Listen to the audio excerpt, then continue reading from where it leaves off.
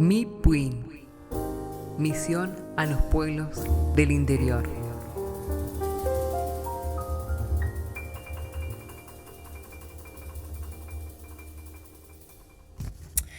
Amén. Y en esa misión a los pueblos del interior es que quiero en esta tarde soltar una palabra del Señor por medio de este estudio que estamos llevando adelante para aprender más del Espíritu Santo. Y en esa misión de ir al interior, quiero que esta palabra de esta tarde vaya al interior, pero de sus corazones. Y es ahí donde el Señor quiere orar. Así que oramos al Señor, mis queridos hermanos, y luego comenzamos con el estudio de esta tarde. Padre eterno, te alabamos y te bendecimos y te damos gracias porque tu amor, tu misericordia y el poder y la sabiduría de tu Espíritu Santo está sobre nosotros. Mi Señor, mira nuestra intención, la intención de nuestro corazón. Soltar de tu palabra para que todos aquellos mis hermanos que la escuchan sean bendecidos y que, como dije, que esta palabra profundice en su corazón, vaya al interior de su alma y que tu Espíritu Santo la llene de aceite y a cada uno de ellos que la escuchan entiendan, comprendan y la pongan por obra, Padre mío. Estamos confiados de esto, Señor, en el nombre de Jesús, y te damos gracias, Espíritu Santo, porque tú vas delante mío. Gracias, Señor. Amén y amén. Gloria a Jesús. Bien, mis hermanos, la semana pasada habíamos quedado con que el Espíritu Santo ordena. ¿Se acuerdan que cuando querían ir a Bitinia, querían ir a otro lugar, Pablo quería ir y el Espíritu Santo les ordenaba que no fueran? A un lado primero, después al otro lado, que no fueran. Y ellos se dirigieron a otro lugar entonces. Y ahora vamos a ver cómo también el Espíritu Santo testifica de todo aquello que es lo que Jesús quería ir haciendo. Miren, quiero que vayan a Juan capítulo 15 y verso 26. Bien, ustedes saben, mis hermanos, de que yo siempre leo un poquito antes y después del versículo que elijo. Y fíjense, si leemos un poco antes, dice la palabra en el verso 15, Juan 15:15, dice la palabra: ya no los llamaré siervos, porque el siervo no sabe lo que hace su señor, pero les he llamado amigos, porque las cosas que oí de mi Padre se las he dado a conocer. Verso 16, no me eligieron ustedes a mí, sino que yo los elegí a ustedes, y los he puesto para que vayan y lleven fruto, y su fruto permanezca, para que todo lo que pidieres al Padre en mi nombre, Él se los dé. Esto les mando, que se amen unos a otros. Si el mundo los aborrece, sepan que a mí me han aborrecido antes que a ustedes. Si fueran del mundo, el mundo amaría lo suyo, pero porque no son del mundo, antes los elegí del mundo, por eso el mundo los aborrece. O sea que Él nos sacó del mundo y entonces ese accionar mundano es lo que nos aborrece, porque muchas veces damos testimonio de ello de otra manera de lo que son aquellos que todavía no lo conocen al Señor. Verso 20, acuérdense de la palabra que yo les he dicho. El siervo no es mayor que su Señor. Si a mí me han perseguido, también a ustedes los perseguirán. Si han guardado mi palabra, también guardarán la suya, la que nosotros le llevemos a aquellos que no conocen al Señor. Ahora, tenemos que también soportar todas aquellas cosas que nuestro enemigo eterno, Satanás, nos pone como piedra de tropiezo en nuestro camino para hacerlo. Esto no es fácil. Mas todo esto, verso 21, les harán por causa de mi nombre, porque no conocen al que me ha enviado. Si yo no hubiera venido, no les habría hablado, no tendrían pecado, pero ahora no tienen excusa por su pecado. El Señor vino y cuando vino no pudimos esconder nada de Él, así que nos limpió. El que me aborrece a mí, también a mi Padre aborrece. Si yo no hubiese hecho entre ellos obras que ningún otro ha hecho, no tendrían pecado, pero ahora han visto y han aborrecido a mí y a mi Padre. Pero esto es para que se cumpla la palabra que está escrita en su ley. Sin causa me aborrecieron.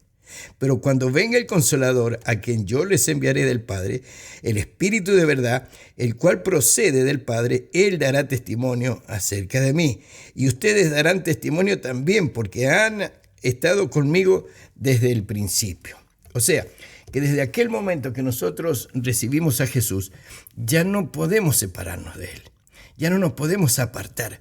Toda aquella persona que ha recibido realmente su corazón a Jesús, el Espíritu Santo hizo vivienda en nuestra alma. Ya no podemos negar a Jesús, ya no podemos decir nunca más de que Jesús no existe o que toda su obra es mentira.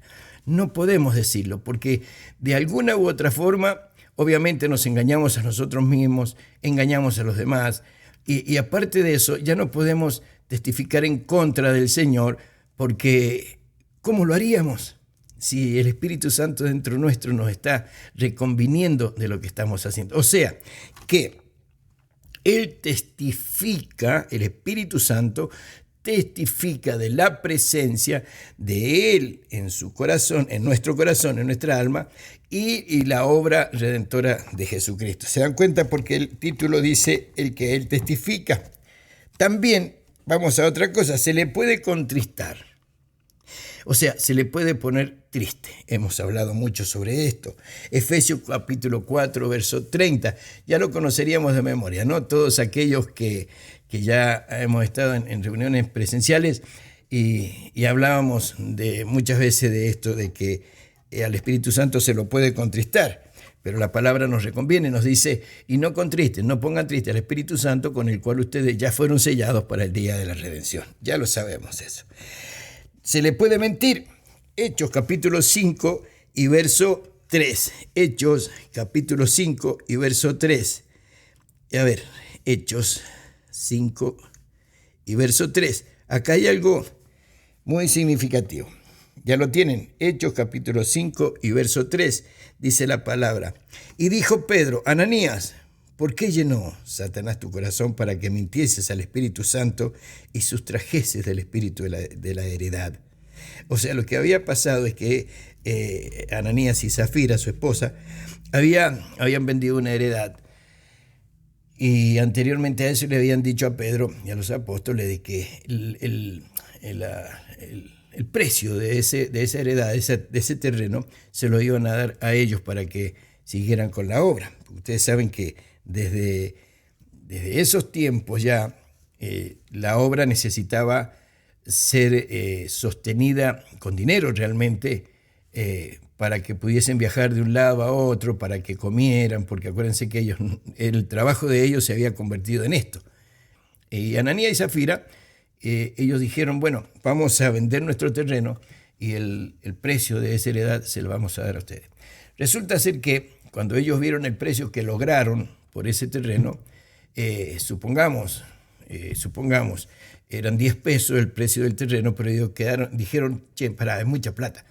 Yo creo que si le damos 5 pesos y los otros 5 nos quedamos nosotros y ya está, que con eso se arreglen. Bueno, entonces, ¿qué ocurre? Cuando ellos se presentaron delante de Pedro, Pedro les dijo a Ananías, ¿por qué llenó Satanás tu corazón para que mintiese al Espíritu Santo y sustrajeses del precio de la heredad? Reteniéndola, no se te quedaba a ti, y vendida, no estaba en tu poder. ¿Por qué pusiste esto en tu corazón? No has mentido a los hombres, sino a Dios. Al oír Ananías estas palabras cayó y expiró, y vino un gran temor sobre todos los que lo oyeron. Y levantándose los jóvenes, lo envolvieron y sacándolo, lo sepultaron. Pasado un lapso, como de 3 horas, sucedió que entró su mujer, no sabiendo lo que había acontecido. Entonces Pedro le dijo, dime, ¿vendieron en tanto la heredad? Y ella dijo, sí, en ese precio. Y Pedro le dijo, ¿por qué conveniste en tentar al Espíritu del Señor? He aquí a la puerta los pies de los que han sepultado a tu marido, y te sacarán a ti. Al instante, ella cayó a los pies de él y expiró. Y cuando entraron los jóvenes, la hallaron muerta y la sacaron y la sepultaron junto a su marido.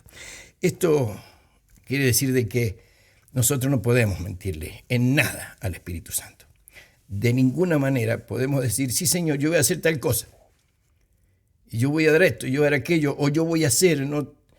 Todo lo que nosotros le propongamos al Señor a hacerlo, Él está de acuerdo. Depende, ¿no es cierto? Si es bueno lo que hemos propuesto. Entonces, después no podemos decir, no, es que yo te dije tal o cual cosa. Le podemos mentir, pero cuidado a las consecuencias.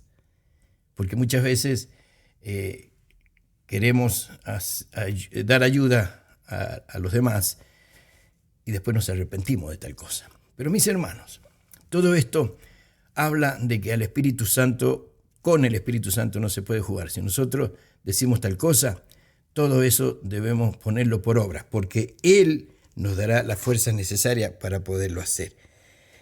Vamos a otra cosa. Tanto es que también podemos blasfemar del Espíritu Santo. Imagínense, blasfemar quiere decir atribuirle a Satanás las obras del Espíritu Santo. Fíjense lo que dice en el capítulo 12 de Mateo. Mateo 12, versos 31 y 32. Dice la palabra. A ver, Mateo 12, versos 31 y 32. Lo estoy buscando. Lo tengo. Dice la palabra del Señor. Por tanto les digo, todo pecado y blasfemia será perdonado a los hombres, mas la blasfemia contra el Espíritu no les será perdonada. A cualquiera que dijere alguna palabra contra el Hijo del Hombre le será perdonado. Pero al que hable contra el Espíritu Santo no le será perdonado ni en este siglo ni en el venidero. Obviamente él no está hablando de un siglo de 100 años. Está hablando de una época a otra época. O sea, que no le será perdonado en ningún momento si yo hablo esto contra el Espíritu Santo. Porque Él es en la Trinidad es el más importante.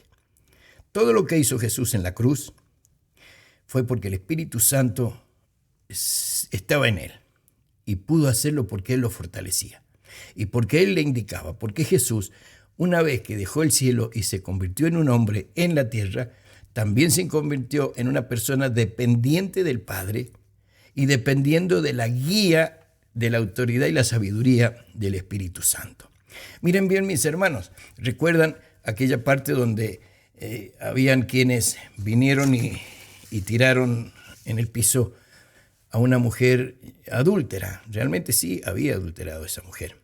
Ahora fíjense bien, todos venían, la ley de Moisés decían de que a esta mujer adúltera debían, o todo aquel que cometiera adulterio, sea mujer u hombre, debían ser apedreados, morían por lapidación. Ahora, Jesús dice la palabra que estaba sentado y dibujaba en el piso, en la tierra, hacía dibujos, hacía rayas, hacía cosas, ¿no? Y yo he pensado de que realmente Jesús no estaba escribiendo. Él, cuando estaban todo el pueblo amontonado ahí, todos con piedra, los principales eran, por supuesto, Caifás, el sumo sacerdote, aquellos fariseos que estaban listos para apedrear a esa mujer porque era gran adúltera, ¿no? Era un pecado de muerte, según la ley. Ahora Jesús se tomó su tiempo y en el piso estaba él haciendo dibujos, rayaba. Muchos se han preguntado, yo me he preguntado muchas veces, ¿qué era lo que Jesús hacía en el piso? ¿Qué era lo que él estaba allí haciendo de esos dibujos? Algunos decían que con un palito, otros han dicho de que lo hacían con el dedo, así en la tierra.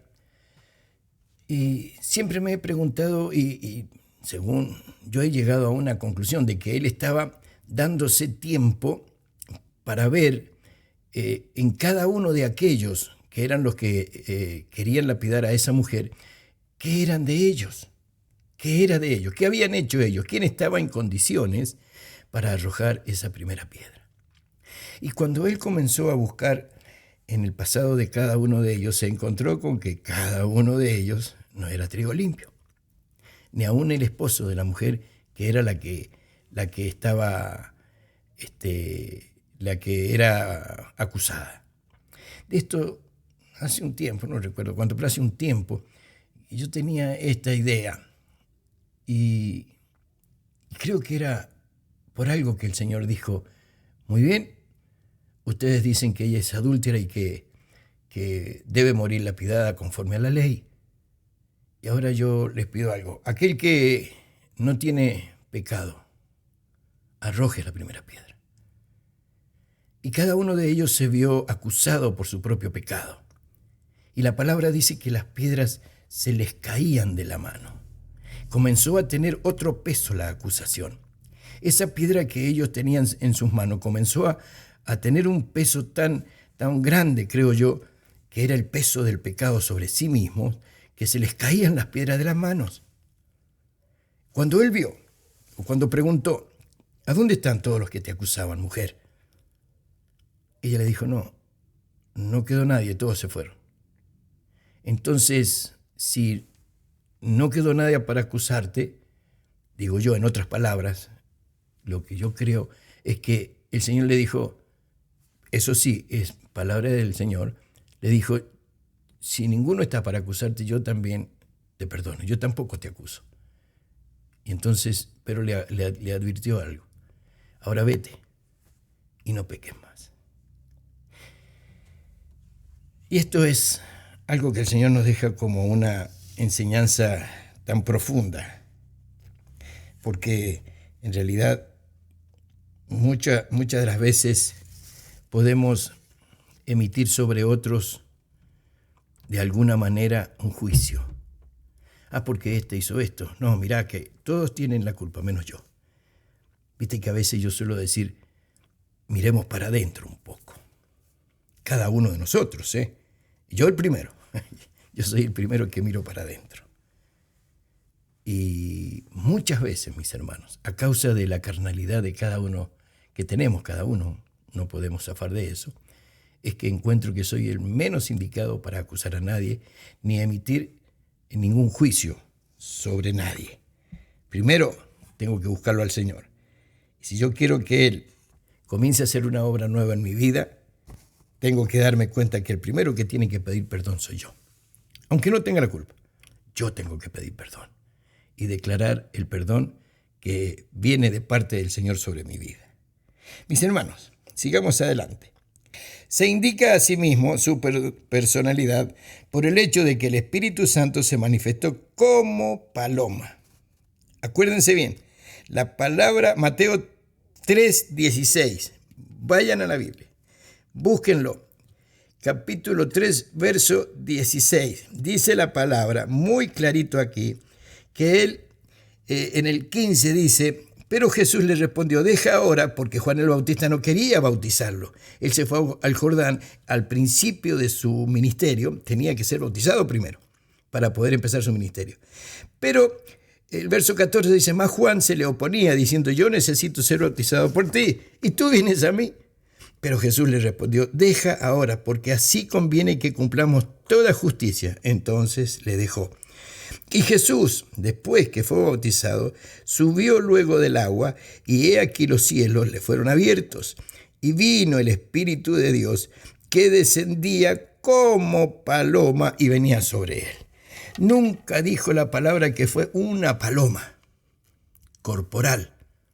Se dio a ver y conocer como paloma, como una paloma, pero parecido a eso. ¿Me van entendiendo? No es que era una paloma real. El Espíritu Santo manifestado en la forma de una paloma. ¿Por qué? Esto es para los que todavía no lo saben. Si ustedes se han puesto a ver el descenso, el aterrizaje de un ave, van a ver que todos son muy torpes para bajar. Bajan unos en forma muy fuerte. No todos bajan igual, pero la paloma, sobre todo esa paloma casera, tiene un descenso desde su vuelo muy suave sobre la tierra. Ella busca el lugar en donde va a depositarse, donde va a aterrizar, y baja muy suavecito y aterriza, toca la tierra. Ahora, de esa misma manera, ustedes van a notar que el Espíritu Santo se manifiesta en su alma, se manifiesta en su cuerpo. Nunca Él viene de una forma sorpresiva, fuerte, explosiva sobre una persona. Él comienza a manifestarse sobre cada uno de aquellos que lo aman, que lo necesitan, que lo quieren y que honran su presencia en su alma. Él se comienza a manifestar muy suavemente. Ustedes habrán notado que cada vez que oramos comienza un calor, un suave calor en la cabeza y comienza a bajar sobre su cuerpo, por la espalda, y comienza a manifestarse una paz maravillosa que es la presencia y es la manifestación del Espíritu Santo. Es así como baja el Espíritu. Y no es una paloma común, es una forma nada más. Sigamos. Y también por medio de sus dones. 1 Corintios 12 y 11. ¿Cómo se manifiesta también el Señor? No solamente en esa forma de paloma, sino que también se manifiesta por medio de sus dones. 1 Corintios 12, 11. A ver, lo buscamos. 1 Corintios, capítulo 12. Perdonen que yo me demoro, me confundo, porque ya les voy a contar por qué. Capítulo 12, verso 11. Pero todas estas cosas las hace uno y el mismo Espíritu, repartiendo a cada uno en particular como Él quiere. Esto se refiere a los dones del Espíritu Santo. El Espíritu Santo da dones a quienes Él quiere. Ahora, vean más arriba, en el verso 6, 5, en el 4. 1 Corintios capítulo 12, verso 4. Vamos a leer un poquito aquí para que ustedes vean cómo es este tema de la manifestación en los dones del Espíritu Santo. Verso 4 dice, ahora bien, hay diversidad de dones, pero el Espíritu es el mismo. Y hay diversidad de ministerios, pero el Señor es el mismo. Y hay diversidad de operaciones, pero Dios, que hace todas las cosas en todos, es el mismo. Pero a cada uno le es dada la manifestación del Espíritu para provecho, porque a este es dada por el Espíritu palabra de sabiduría, a otro palabra de ciencia según el mismo Espíritu, a otro fe por el mismo Espíritu, y a otro dones de sanidades por el mismo Espíritu, a otro el hacer milagros, a otro profecía, a otro discernimiento de espíritus, a otro diversos géneros de lenguas y a otro interpretación de lengua. Pero todas estas cosas las hace uno y el mismo Espíritu, repartiendo a cada uno en particular como Él quiere. Porque así como el cuerpo es uno y tiene muchos miembros, pero todos los miembros del cuerpo, siendo muchos, son un solo cuerpo, así también Cristo. Porque por un solo Espíritu fuimos todos bautizados en un cuerpo, sean judíos o griegos, sean esclavos o libres, y a todos se nos dio a beber de un mismo Espíritu. Ahora, ¿qué quiere decir esto? Él se manifiesta, se sabe cuando estos dones de todo lo que hemos nombrado se manifiesta en cada uno de aquellos que a Él le place. Es más, los 9 dones pueden ser que funcionen por una misma persona, porque Él le da los dones a una misma persona, puede ser también, porque funciona así también, porque depende del trabajo que le ha otorgado a esa persona para el que fue llamado. Él necesita herramientas. Depende de lo que esa persona fue llamada a hacer, necesita estas herramientas y el Espíritu Santo se las otorga. Por eso van a ver que hay pastores en donde funciona la profecía, hacer milagros, dones, bueno, todas estas cosas, la fe, hablar en lenguas, todas estas cosas. Bien, esto lo hace el Espíritu Santo testificando de sí mismo y haciendo notar que Él es el Señor. O sea, que Él es una parte de la personalidad de Dios. Quizás algunos le hayan negado personalidad al Espíritu Santo, porque en las descripciones que de Él se hacen no se le atribuye cuerpo o forma, pero la personalidad y corporeidad deben distinguirse entre sí.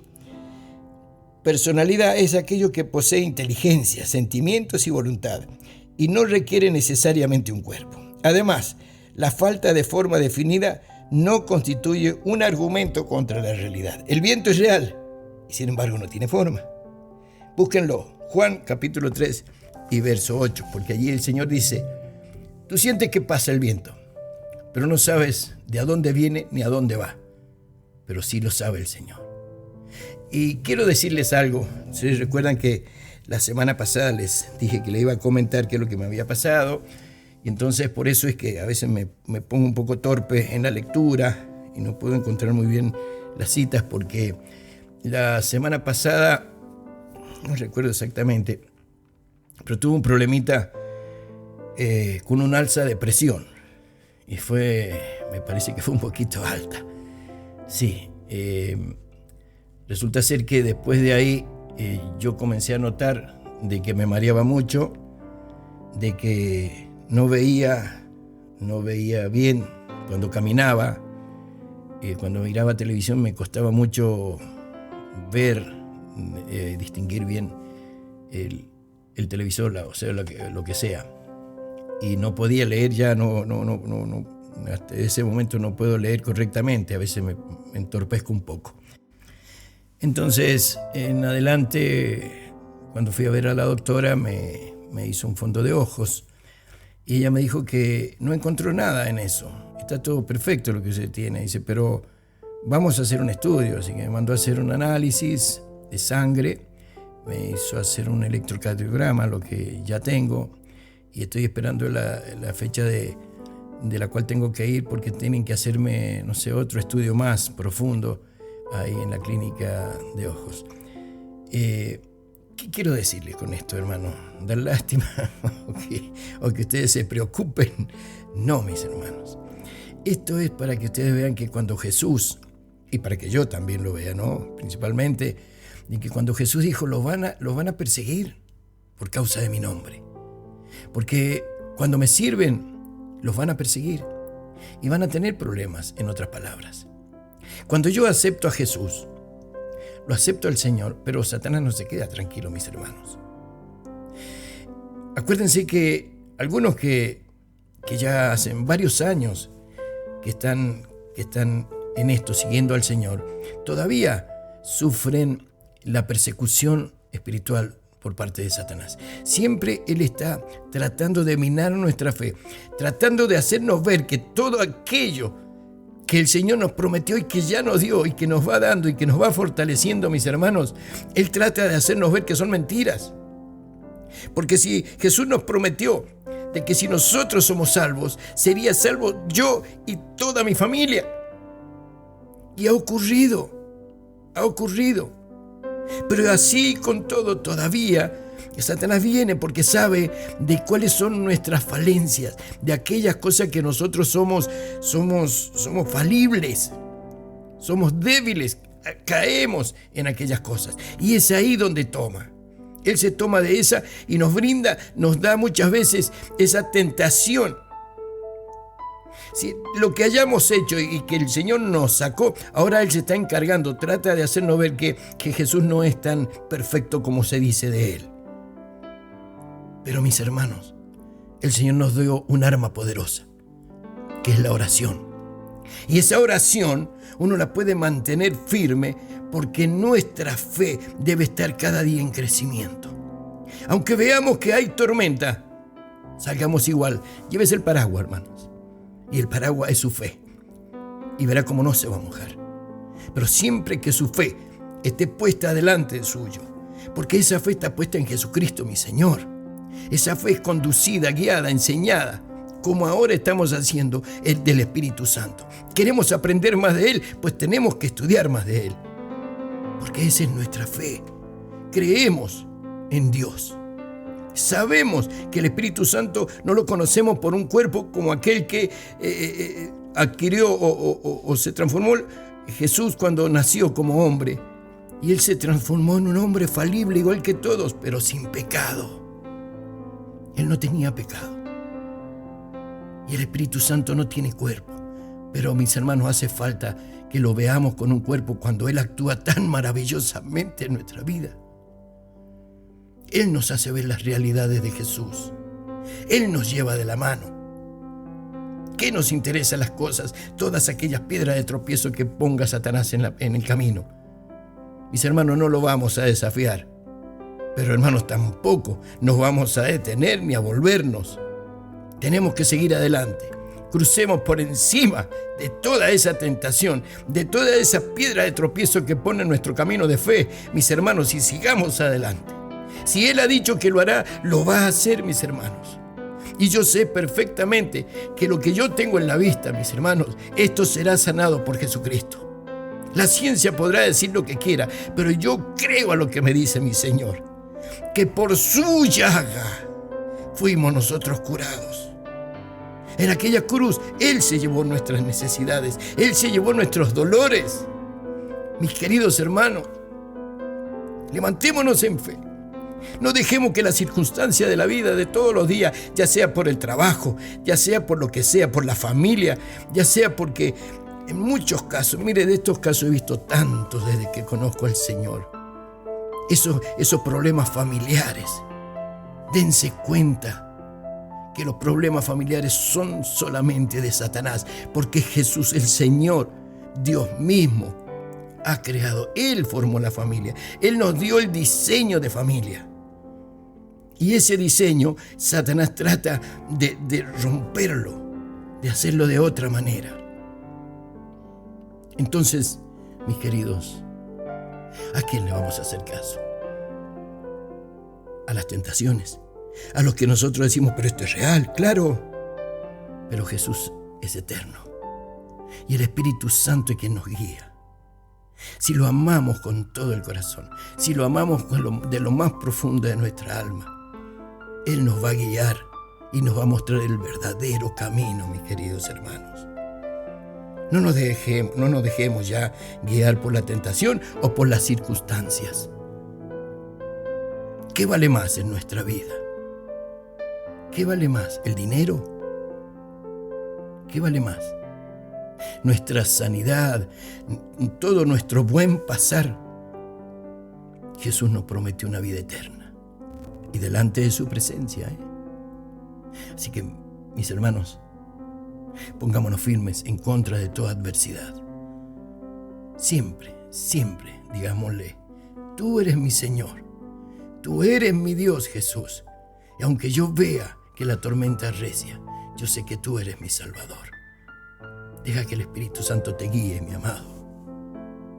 Hermanos, hasta aquí. Ya no quiero abusarme del tiempo.